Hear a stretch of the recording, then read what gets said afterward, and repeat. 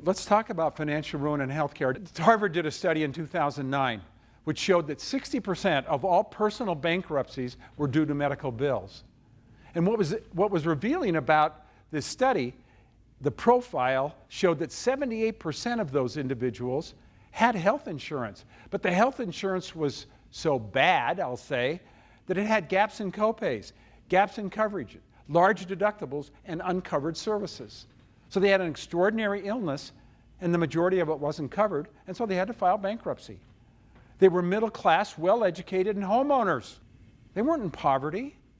I mean, I can't imagine what it's like to be in poverty, because at that level, the bills come and you just say, oh, screw it. But what if you're employed by a corporation in Boston, Massachusetts, and this kind of stuff happens to you? It's not okay.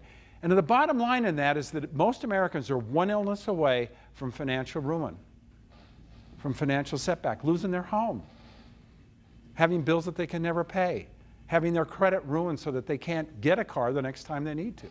So now we're merging into the costs of healthcare in this country. And this slide graphically shows you that while in 1980, we all started out about the same, these are the 11 countries, all started out about the same, the average spending on health per capita has dramatically risen above other countries.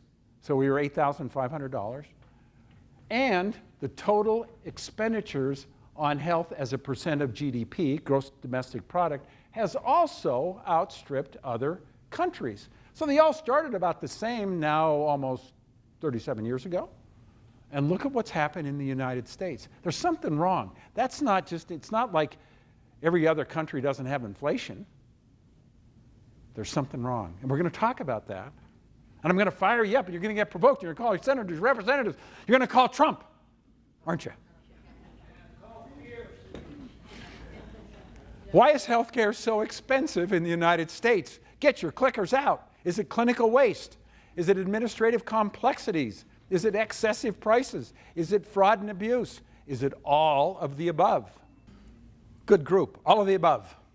Another slide that shows and talks about, and I won't spend time on it, but it is about clinical waste. It is about administrative complexity. It is about excessive prices. And it is about fraud and abuse. Whenever you have a healthcare system that's for profit, it's ripe for fraud and abuse.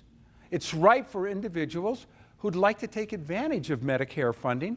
And there are plenty of instances of physicians who have filed Medicare claims on people who are no longer alive.